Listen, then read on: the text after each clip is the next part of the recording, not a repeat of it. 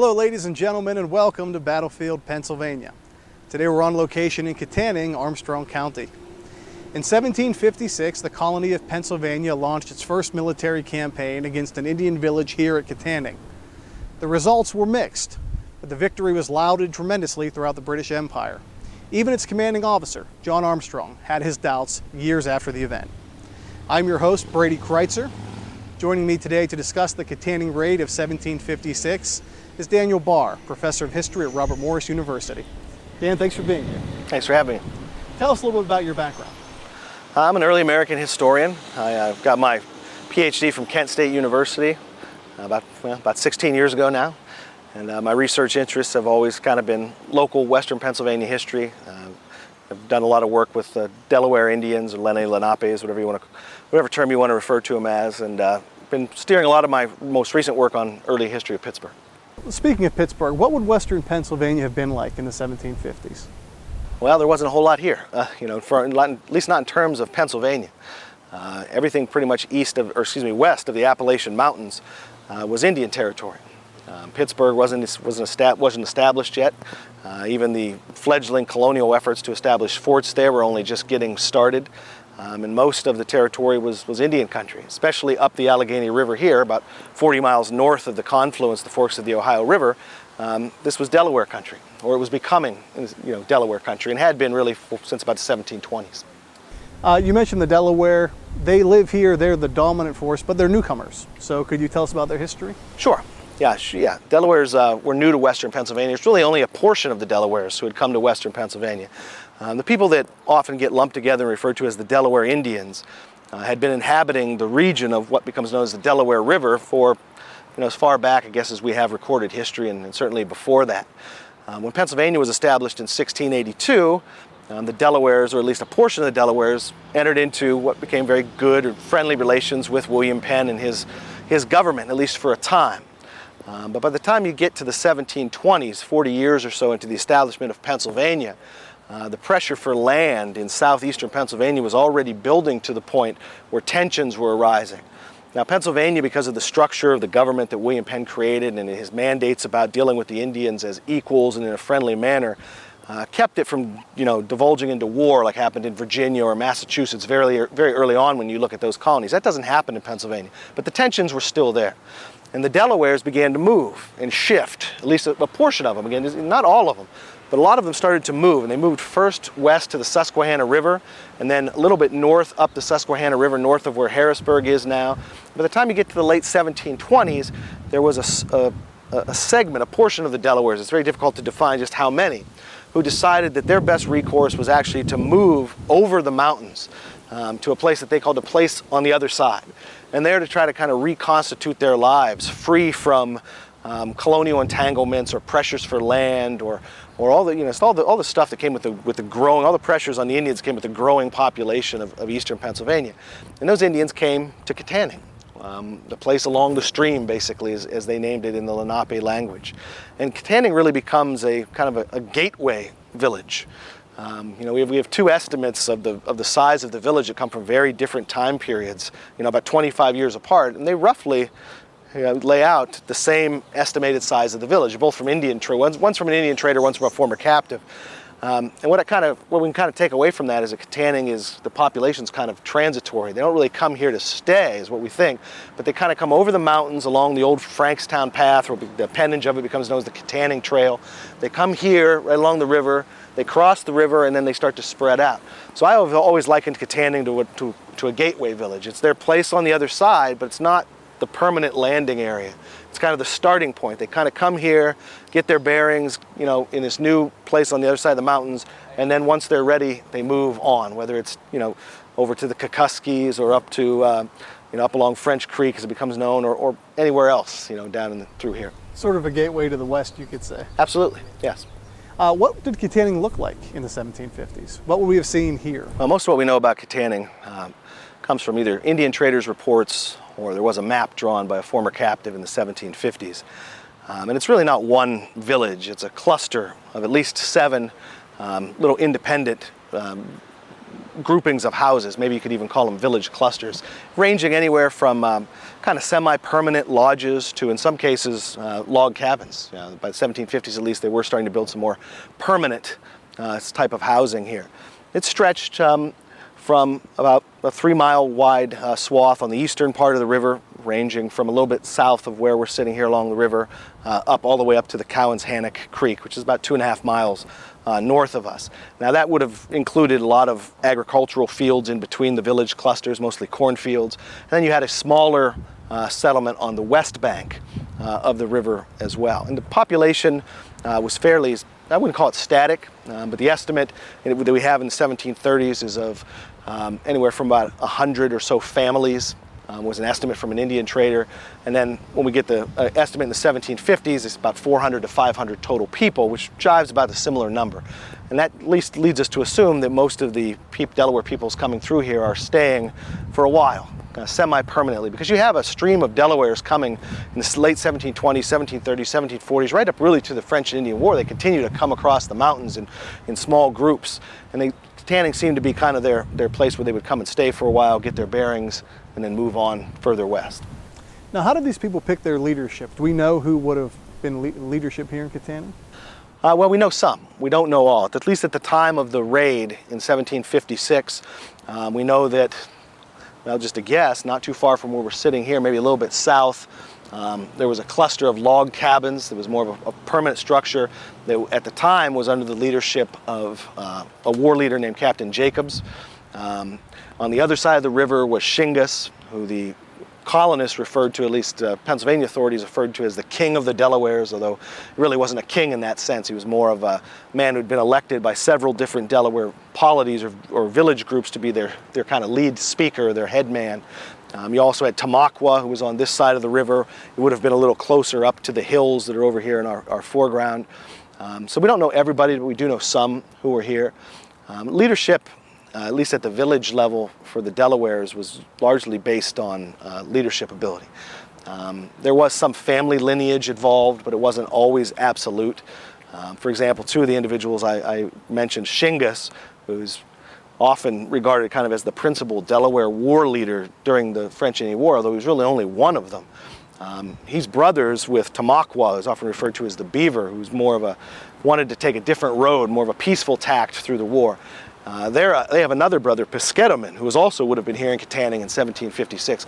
All three of those individuals were nephews of a Lumapese, who was a chief spokesman and very well-known political leader among the eastern Delawares, the group that never left the Susquehanna River to come over here. And the three brothers kind of broke with their family by moving out here. They saw their uncle kind of as a failed leader. And they left largely because a Lumapese had appointed Piscataman, who we think is the eldest of the three brothers, to be his successor. But the Pennsylvania, kind of in concert with the Iroquois, refused to recognize Piscataman as being the heir to a Lumapese, and so literally kind of as a protest against the Pennsylvania government and their partners, the Iroquois, these three Delaware leaders took their followers and they came over the river in about the mid-1740s, or excuse me, over the mountains about the mid-1740s. You mentioned the Iroquois. What was their relationship like with the Delaware here? Because it was not really a great one. No, it was not a good one. It's complicated and it goes back a long ways and it gets very murky.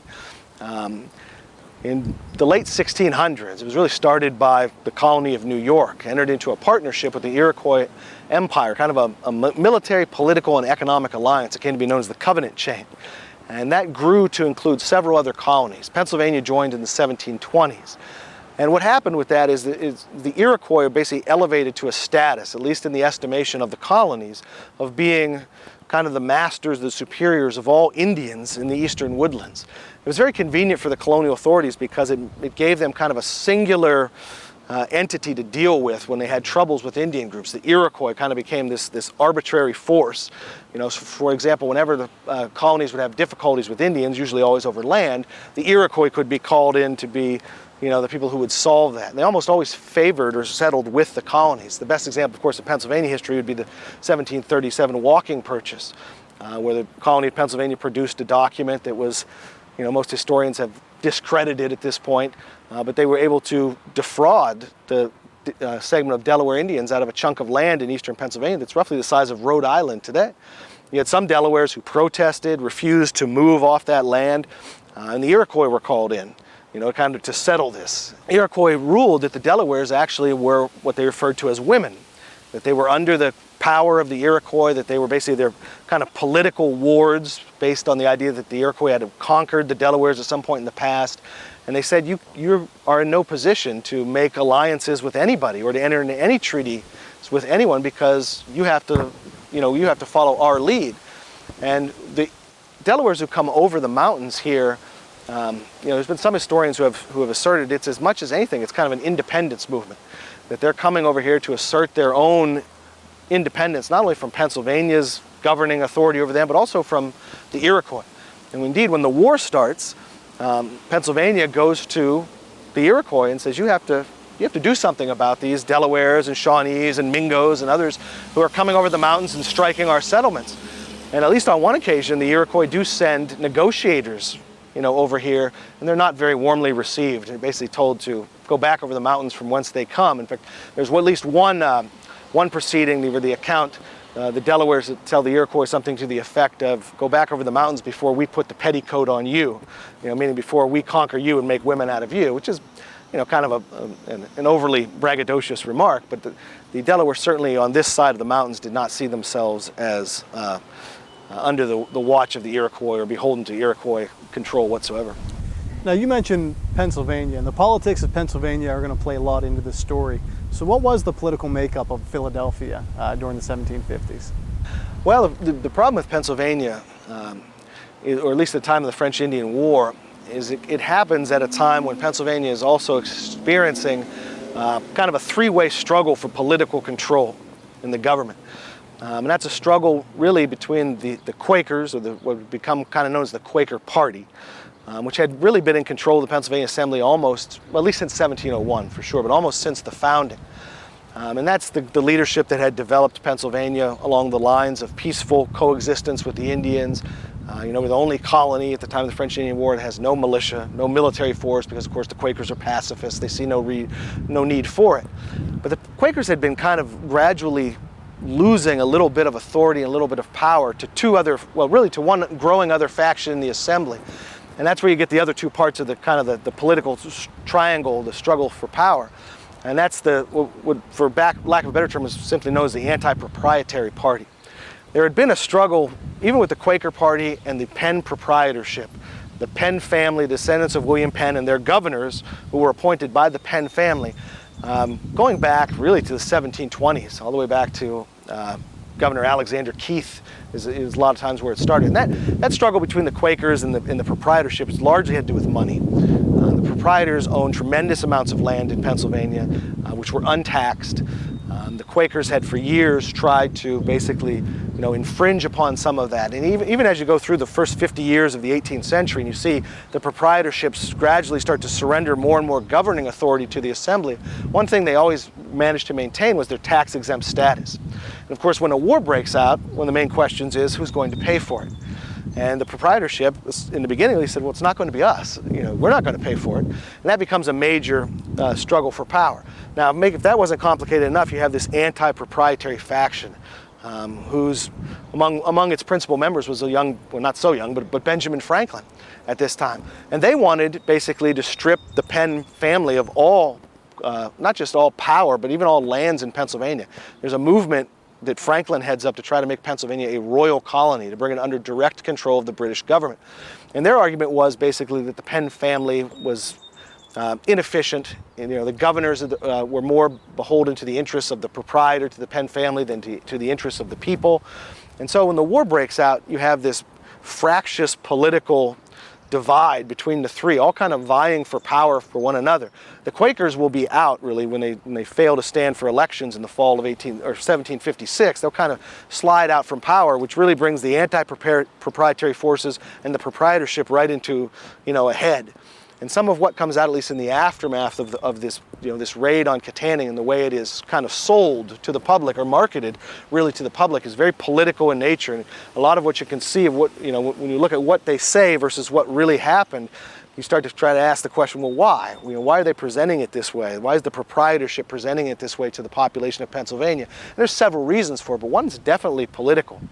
They're trying to hold on and give at least an appearance that they're in firm control of the situation in Pennsylvania, that everything's well in hand, because you've got this anti-proprietary party led by Franklin that is lobbying in England to have the Penn family removed from the upper levels of power on the basis that they can't run the colony, they can't protect the people, that they're failing, and that the royal government should step in and take direct control. So the political grounds of Pennsylvania, needless to say, are shifting. But it all changes when the French arrive. So what do the French do here? Well, the French come in and invade. And that invasion is largely precipitated on what they perceive to be as a threat to their interests in the region, which are primarily economic. You really had two different groups of American colonists starting to push into this region in the mid to late 1740s. One was more of a direct economic threat posed by loosely defined as Pennsylvanians, Indian traders who are coming across the mountains, to trade with the peoples who are now living in this Allegheny rivershed, but also moving further west and penetrating into the Ohio country and really starting to threaten French commercial interests with the Indians of the Ohio country and the lower Great Lakes.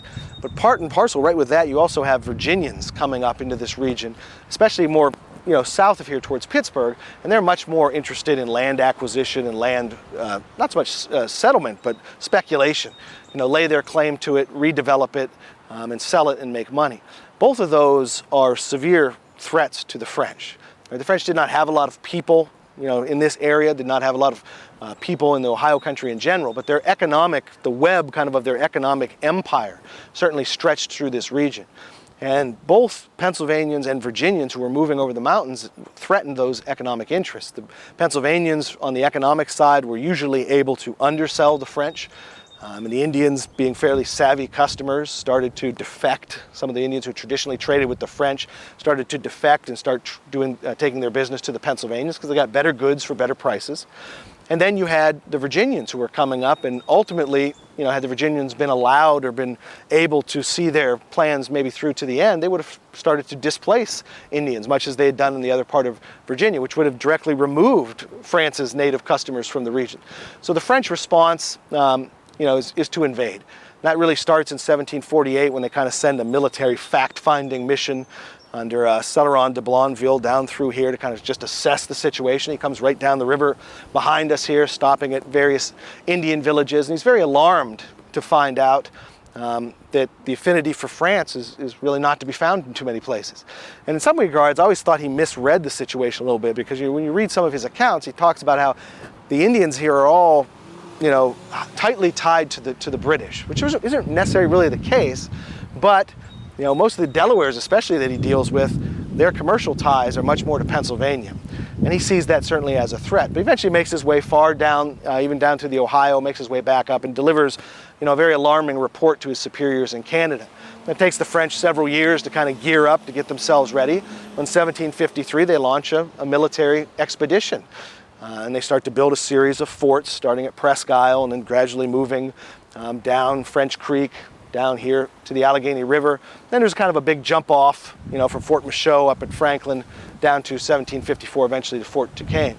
But their idea basically was to build a wall of fortification, what they called a line of fortification, that at least in theory would allow the French to accomplish a dual goal, kind of build a barrier, maybe more of a virtual barrier than a real barrier, but build a barrier to keep these Pennsylvanians and Virginians from moving beyond the line of the Allegheny River, and also by establishing forts and garrisoning them with troops to kind of intimidate or, kind of force the local Indians to comply with French trade demands, or at least to recognize the French. Because the French, especially up at Fort Michaud, tell the surrounding Indians, we're not going to take your land, we're not going to run you out of here, but you will trade only with us or else.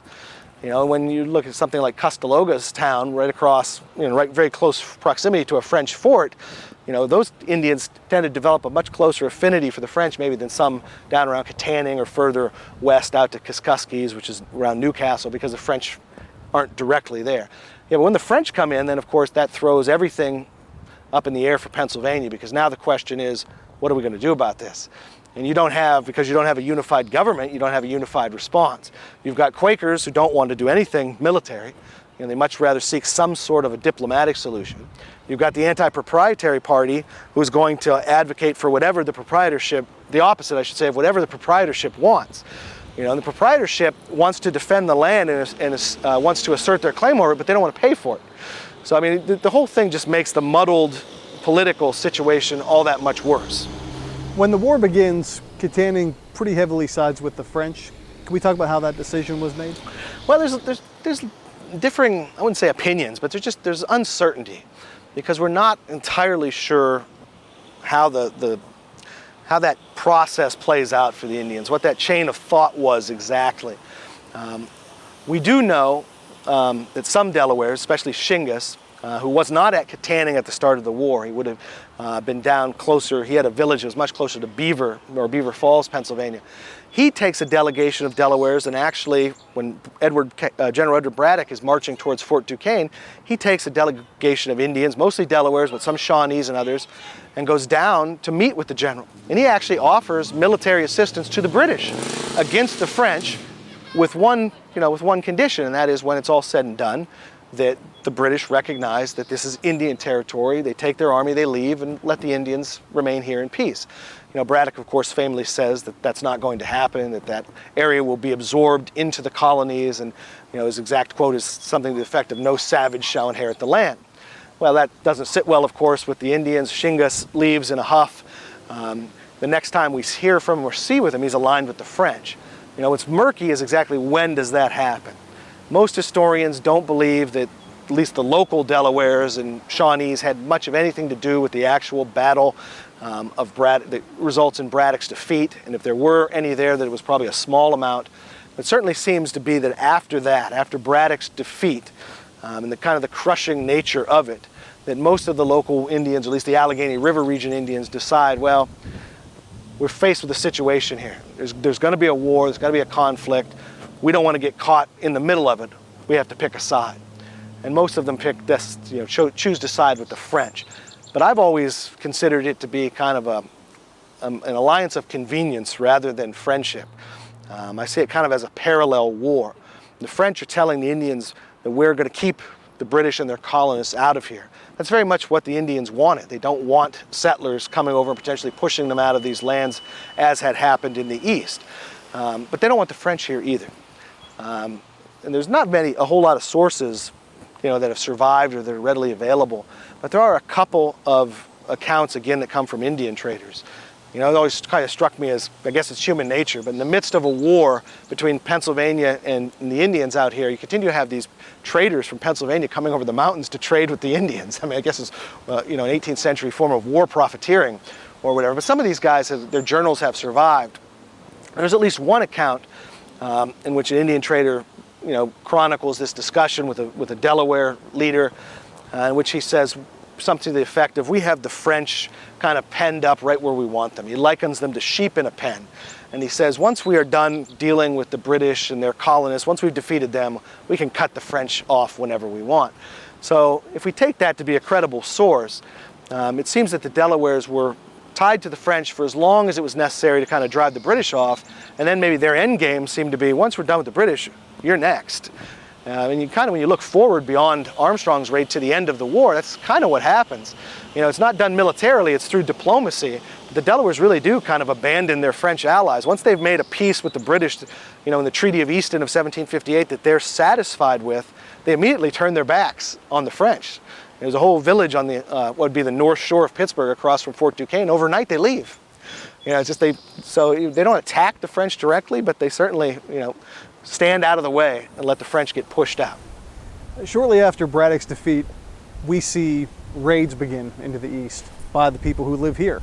How does war change Kittanning, and what are the warriors' roles that live in this place? Kittanning, again, it's difficult to get a strong certainty on exactly what Kittanning was like before 1755. We have a better understanding of what it's like after 1755 because it becomes arguably kind of the main staging ground for Indian military efforts.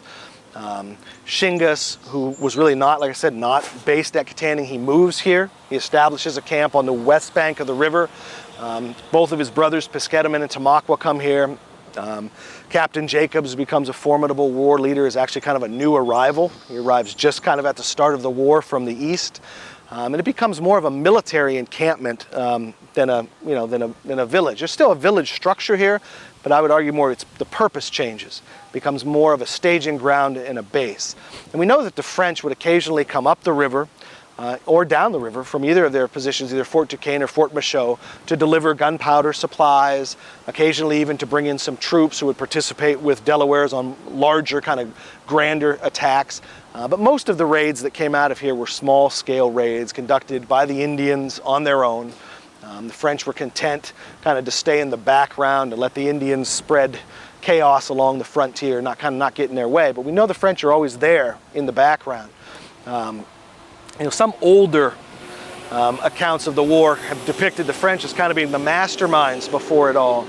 But most newer stuff, certainly in the last 20, 15 years, have kind of turned that on its ear. And it certainly seems that the Indians were their own architects of their own strategy, and that the French were kind of content to let that play out because it was doing exactly what the French, wanted. In fact, in the midst of the war, one of the French commanders at, I don't know if it was Michaud or if it was one of the French political leaders back up in Canada, replied that basically there's nothing more effective in this war than to let the Indians run amok on the frontiers and spread chaos. What does that look like? What does an Indian raid look like for a person who lives on the frontier? Well, it's scary, is the best way to put it, because it comes almost always without warning. There'd be really two kinds of raids that Delawares, at least, would launch out of Kittanning. And sometimes they would actually get in canoes or boats and go down the river to Fort Duquesne and launch the attack from there. But a lot of it came right out of here. They would come over the mountains and they would look for basically targets of opportunity. They might leave with as many as 100 men. But when they would get over the mountains, they would often break up into smaller groups, maybe, for example, 5 groups of 20. And they would be out in the field occasionally for weeks. They would establish camps, up in the hills or where they thought they were secure. And then they would come down out of the hills looking for basically isolated targets. The native mode of warfare was not really about conquest. They weren't interested in pitched battles. They weren't interested in what you might call a fair fight. They were looking for areas where they could attack quickly, swiftly, win easily, do as much damage as possible, and steal as much, plunder as much as they could, and then immediately withdraw. They often withdrew at the first sign of resistance. It's more of a guerrilla-style fight, than what Europeans are used to. Now, for colonists living on, on the other side of the mountains, especially forward out onto what, quote-unquote, they call the frontier, it's a very scary situation. You don't know when an attack's going to come. You don't really know how to stop it. You're not really sure how to defend it. It often comes very, very quickly. If they attack an isolated farmstead, the whole thing could be over in a matter of minutes. The Indians, we know from some of the accounts that have survived of the raids, seem to conduct intelligence operations. There's many accounts of an Indian raid occurring just after, if you have maybe a group of 3 or 4 little farmsteads together, Indians attacking the houses just after the majority of the men have left for the morning to go work in the fields. And it happens enough that it doesn't seem like coincidence. It seems like they are watching their targets, waiting for the right time, and then striking when there's going to be the least amount of resistance to them. And then not only was there the fear of being killed, but maybe even more scary for some was the fear of being taken captive. The Indians often took women and children prisoner and would take them back over the mountains to places here like Katanning. In fact, that's one of the main reasons, or one of the ways that Armstrong is able to sell the government on funding this raid, is to redeem what was estimated to be at least 100 white prisoners of war, captives who were being held here by the Indians. And then they would often burn and destroy everything they left behind. They would take whatever they could carry or they deemed of value, whether it was livestock, food, weapons, ammunition, tools, clothing, anything that they could carry within reason, because they're trying to move as quickly as possible. But the rest they would try to deprive of the residents. They usually would set the place on fire, torch it, slaughter the livestock, and then they also waged kind of a psychological war of terror. There's a lot of accounts of dead, mostly men, but not always, but dead colonists being left behind, often kind of propped and displayed in visually gruesome manners, kind of as a warning of this is what may happen to you. It spreads fear. We know that. The frontier population becomes terrorized by these attacks, to the point that thousands of them eventually just leave and start migrating as far, in some cases, as far as 100 miles back towards the east, leaving entire swaths of the frontier unpopulated. So Pennsylvania, where we left it, is basically gridlocked politically. How did they confront the reality of what's happening here? Well, it's that gridlock that's the problem, at least initially. Even Quakers, although some of them are reluctant, even Quakers realize that something has to be done, that an armed force must be raised, that the frontier communities must be defended. But what grinds everything to a halt in 1755, when the colony essentially does nothing, is money. Because the whole question then becomes, okay, we're going to raise a militia for the first time, or a provincial regiment as they call them, okay? But how are we going to pay for it? Those troops are going to have to be trained, they're going to have to be equipped, they're going to have to be housed, and they're going to have to be paid. And that's where the arguing starts. That's where the politics come in. And of course, the divide then becomes this anti-proprietary faction versus the Penn family versus the proprietorship. But the anti-proprietary faction wants the Penn family to pay their share. And the Penn family, who's never been taxed, they've always been tax exempt on their land holdings, which are considerable. They own at least 10% of the settled land in Pennsylvania, and arguably a lot more than that. They refuse to allow their lands to be taxed to finance the war. Now eventually, after about a year of wrangling and political battles in 1756, the governor of Pennsylvania, William Denny, who is technically an employee of the Penn family, kind of goes against his employers, and he agrees to a deal with the assembly that will allow the Penn family lands to be taxed to help to furnish and finance these troops. But that's only the start of it. It takes another several months, well into the summer of 1756, till you actually have what you consider to be some kind of a regiment. And then the problem is that these troops just aren't very good. They're not professional troops. They're really very green, novices. The training they get is kind of poor. They're under-equipped. The problem is Pennsylvania's never done this before, and they don't really know how to do it. And so what they do to raise troops is they put out enlistment bounties. And what they get basically is poor people, jobless people, landless people, people who join the Pennsylvania regiment, both the 1st Regiment and the 2nd Regiment, because that paycheck, as low as it is, represents something better than what they had in civilian life. But these aren't necessarily people who are signing up from a sense of really wanting to defend the colony or from patriotism or some militaristic zeal. They're signing up for the paycheck. And what they find is these troops are unruly, they're difficult to train, discipline is hard to enforce. And so for at least until Armstrong's raid, the colony settles in 1756 on basically kind of a defensive posture. They put their faith in this idea that we can build a string of forts on the other side of the mountains and make our own kind of line of fortification, and that we'll employ these ranging bands of troops, which they dub rangers for lack of a better term, who will patrol the spaces between these forts, and they will intercept incoming Indian war parties. And that's how we'll protect the frontier communities, by this kind of screen. It's a defensive strategy that fails pretty miserably, quite frankly. And it's one of the failure of that policy is one of the things that kind of induces Armstrong to sell the political leadership on this idea that we have to attack, we have to adopt at least some type of an offensive footing, or we're never going to get anywhere in this war. Who is John Armstrong, and how do they settle on Kittanning? John Armstrong was basically the commander of the 2nd Pennsylvania Regiment, 2nd Pennsylvania Provincial Regiment when it's called up. And he had been involved largely with defensive operations, as was his brother. And it's kind of tied into a little bit of a family thing, a little bit of a political thing, how they settle on attacking Katanning. Armstrong's brother was in command of what was called Fort Granville. Fort Granville in, I believe it's May of 1756, was attacked by a group of Delaware Indians under the command of a war leader based out of Kittanning named Captain Jacobs. It's another one of those examples of how the Indians had done their reconnaissance, scouted their target, because the commander, well, I guess Armstrong was his brother Edward Armstrong was 2nd in command. The head commander had taken the majority of the troops at Fort Granville and decided to march a few miles away to a farming community to defend a large group of settlers who was taking in crops.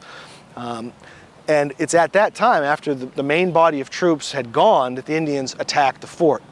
Now, initially, their attacks don't really get a whole lot. Armstrong has about 24 men inside the fort. Edward Armstrong is his brother. And they're holding them off pretty well.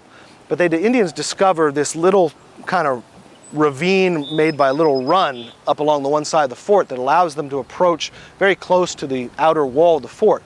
And while occupying the defenders with gunfire, they're able to basically build a bonfire, for lack of a better explanation, right outside the one wall of the fort. And they burn a hole in the side of the fort. The Indians pour in, the defenders surrender. Edward Armstrong himself is shot in the defense of the fort, mortally wounded.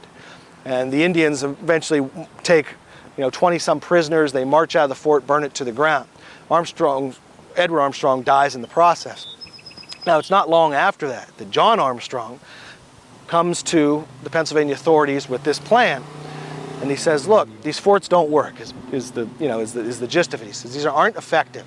We can't stop these Indian war parties. They either just go around these forts, or now they've become so bold that they're actually taking forts on their own without artillery. They're taking these relatively small wooden forts. So he said, we have to change our footing.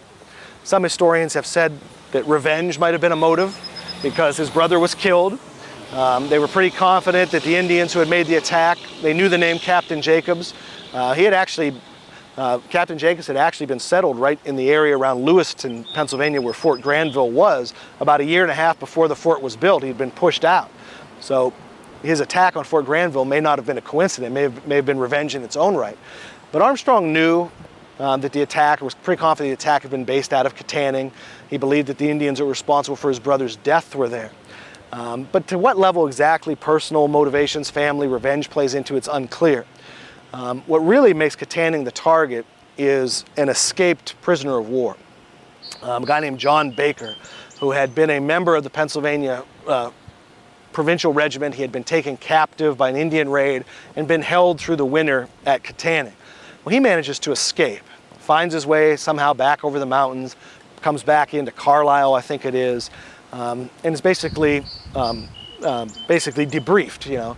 He gives an account of his captivity. He draws a map, which becomes the basis of Armstrong's campaign, becomes the basis of a lot of what we know of the layout of Kittanning. But he draws this map laying out what's here. He gives an estimate of the number of Indian warriors here at any one time, which he estimates to be between 80 and 100. He also tells Armstrong that there's probably at least 100 white captives being held here, mostly on the west side of the river. Armstrong takes all this information to the provincial authorities, especially to the governor and the provincial secretary, basically the proprietary faction, and says, look, we have this intelligence, we know their strength, we know their location, we have a basic layout of their camp or their village, we should attack. And he really sells the Pennsylvania government hard on the idea that we have to make this attack to liberate those 100 or so white prisoners that are here. It's our duty, it's your duty as the government to free them, to redeem them and bring them back to colonial society. And he's given the green light, basically. He's given a green light to raise a force, a volunteer force, for this expedition, which he himself will head up. So that's what he does. He eventually gets together around 300 men from the 2nd Pennsylvania Provincial Regiment. Their forward base will be a place called Fort Shirley, where they'll gather their supplies ready. And then, late into autumn of 1756, he's ready to begin his campaign. So take us through the events here, September of 1756, the Battle of Kittanning. Well, Armstrong and his 300 men depart Fort Shirley. It takes them 9 days to come over the mountains and arrive here. It's about 100, he estimated on be about 150 miles, which is pretty close, modern estimations. And he's advancing rapidly but cautiously, kind of expecting to perhaps run into some kind of resistance somewhere along the route. He's very surprised that he doesn't. In fact, he doesn't really encounter an Indian until he's almost roughly 6 miles from Katanning. And he comes into an encampment, which he only believes to be a small number of Indians. He leaves behind basically just a small company of men, about 12 men under a guy named Lieutenant Hogg, I believe was his name. And they're just there basically to keep an eye on those Indians, to make sure they don't go anywhere. And then the following morning, the plan was that they would attack them, to neutralize them. Armstrong takes the rest of the force and advances right down to the river line, where he finds a cornfield, which offers excellent cover and screen for him to approach the villages. So his men advance, getting into the wee hours of the night here, almost to dawn, through this cornfield, and the attack commences at dawn. And his objective was to take the Indians by surprise, and that's accomplished perfectly. The Indians perhaps were overconfident. Maybe they felt, they hadn't met much in the way of resistance to this point. Maybe they felt that they were beyond the ability of the Pennsylvanians to strike them. So he doesn't really run into what we'd think of as pickets or advanced guards or any kind of sentries, and he's able to launch an attack pretty much at dawn, completely by surprise. Most of his attack centers on the encampment, a cluster of log cabins that we come to know, based on his accounts, was headed up by Captain Jacobs, the Delaware war leader. Armstrong initiates the attack by dividing his forces into two. He takes a body of men, moves through this cornfield, and he's going to attack Captain Jacobs' camp. He takes another squad of men and decides to send them kind of in a flanking maneuver around the base of this line of hills over here, to kind of cut any escape off to the north. Now, most of what happens, what we know about, comes from Armstrong himself. So he initiates the attack. They begin by coming out of the cornfield, firing on these log cabins mixed in with some other more traditional Indian lodges. The Indians are caught by surprise, but resistance picks up pretty quickly, especially with Indians firing back at the Pennsylvania troops out of these log cabins. Armstrong himself will be wounded, shot through the left shoulder at some point in the engagement, but he stays on the scene, he remains in command. And what he realizes is the only way they're going to really achieve their objective is they have to neutralize the Indians firing out of these log cabins. There was one that was reported by Armstrong, at least one log cabin, to be a two-story structure, believed to be kind of the house of Captain Jacobs. And Captain Jacobs, another Indian, and maybe members of his family were firing from the upper windows of that, almost like a little makeshift blockhouse. And Armstrong, in his reports after the battle, talks about how they were very good at, what they shot at, they usually hit. He said they were causing us a lot of trouble from that, so he decided that had to be neutralized. So he breaks off a detachment of men and sends them, kind of on another little flanking movement to come around and come in behind these log cabins and try to set them on fire. That's successful. They basically wind up setting all of that segment of Kittanning, all of kind of Jacobs' encampment on fire. And that really turns the battle, at least at that segment, in the Pennsylvanians' favor. When these houses start to really catch fire, many Indians come pouring out trying to escape. That's where they're shot down. They become easy targets for the Pennsylvanians. There's a famous story, whether it's true or not, who can say, but of Captain Jacobs refusing, to abandon. He's offered. Armstrong and his men shout out to him, "Surrender, your house is on fire, surrender." He says something to the effect of, "I can eat fire, I will never surrender." But at some point, the blaze becomes too much even for the Delaware war leader, and he himself is reported to have jumped out of a second-story window with members of his family, where he's gunned down as well by Armstrong's men. Now, at that point, the battle has been getting pretty thick. There's a lot of smoke. Armstrong decided to kind of retreat. And whether he meant a full retreat or kind of just withdraw and redeploy is a matter of opinion. But he pulls back out, comes back around, to kind of get back kind of up above the villages to kind of reassess the situation, maybe see where he can attack next or see what the Delaware resistance looks like. And he finds, much to his dismay, that the original flanking party that he had sent around to the north to kind of cut off any Indian retreat and maybe hold the fording line of the river has never reached their objective. They got up on a piece of high ground and basically stopped. So not only did they cut off retreating Indians moving to the north, but they have failed basically to secure the river, the line of the river, from any Indians who come across from the other side. And what Armstrong sees at that point from at that time from his vantage point is there are indeed Delaware warriors coming across to the north of Katanning from the other side, primarily believed to be Shingas and his encampment from the other side, now moving across to join in the battle. It's at that point that Armstrong basically says, "Okay, this is it. We're going to pull out. We're going to withdraw." And he starts moving back to where he had left that small detachment under Lieutenant Hogg, which becomes now known as Blanket Hill, because they'd left a lot of their supplies there. Well, he gets into further problems because Hogg has been shot and killed, and the 5 men out of those 12 men are down, and the remaining 7 come kind of slamming into Armstrong's men, and delivering, very chaotic reports of there's a lot more Indians up here than we thought there were.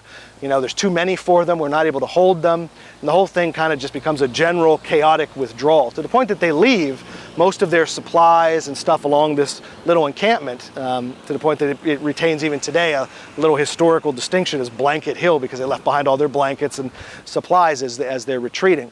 Armstrong and his men arrive basically back into Fort Shirley in 4 days after the battle takes place. But not all of them are there. There's a whole detachment under a guy named Hugh Mercer who basically are lost. They'll pour in over the next 2 weeks in various places. You've got members of Armstrong's detachment who come back in basically anywhere from Fort Augusta, way up on the Susquehanna River, all the way down and closer to the Maryland border. So it's kind of more of a chaotic, withdrawal. Armstrong will then, of course, have to give a report, and he writes a report in which he himself says, look, when you read between the lines, he basically says, we did what we could. We were able to strike a blow. We killed Captain Jacobs. He estimates that somewhere in the neighborhood of 30 to 40 Delawares were killed in the attack. That's a number that's been widely disputed since then. He says that the Indian village was burned. As best we can tell, a portion was indeed burned, but not the whole thing. And he says, we liberated 11 captives. There were 100 here. That was part of his objective. But most of them, the problem was most of them were on the other side of the river. He never gets across the river. And there's two obscure accounts by Frenchmen who were on the other side in Shingus's camp who talk about when the attack comes, the reason it takes the Indians on the West Bank so long to get over here is the first thing they do is take their women, children, and the white prisoners and move them further to the west, kind of move them out of the range of potential harm or where they could be attacked or retaken by the Pennsylvania troops. Then they come over here to lend aid to their compatriots on this side. So he's only able to liberate 11 prisoners, 4 of whom are lost at some point in the march. So he only gets 7 back. He reports that he had 13 killed, 17 wounded, and there were 19 missing in action, most of whom were that company under Hugh Mercer, who do eventually, a lot of those do show up. Just it takes them time, to come in various places. But the whole thing is received very grandly by the Pennsylvania authorities, who strike the city council, basically Philadelphia, strikes this victory medal for Armstrong. It's just sometimes referred to as the first American military honor, distinctly American military medal that's struck that depicts this great victory. And of course, the Pennsylvania newspapers, the Pennsylvania Gazette prints a big front page, spread on the victory at Kittanning. So we have a medal printed. Armstrong is lauded as a hero. He's given many gifts. Victory at Kittanning seems assured, but your research seems to indicate otherwise. Could you talk about that? Sure. Traditionally, the Kittanning raid has always been portrayed as a victory, but my own research, which is heavily involved with the Delaware Indians, I always wondered why it was portrayed as a victory. As I was studying Delaware raids during the war, it seemed like to me it didn't have much of an effect, and I decided to kind of really dig into that and take a look at it to see if I was right or why kind of pretty much everybody else thought it was a victory. And through a kind of a statistical analysis of the raids, just the sheer number of raids, is where I started. What I found was that in the months from Braddock's defeat to September of 1756, there were 78 Indian raids, at least documented Indian raids. And in the months, same time period, after Armstrong's attack, almost to the end of the war, there were actually more. There were 88 attacks. And then when you take in certain other considerations with the eastern Delawares, who were active up until the end of 1756 and then left the war, they were actually responsible for about 46% of the raids on Pennsylvania before Armstrong's attack. Just by a statistical analysis, it was very clear that the raids increased after the attack on Katanning, not decreased, despite the fact that the Pennsylvania government sold this or talked about it and put in the newspapers that this had really blunted the Delaware's ability to wage the war, that the frontiers were going to be safe now.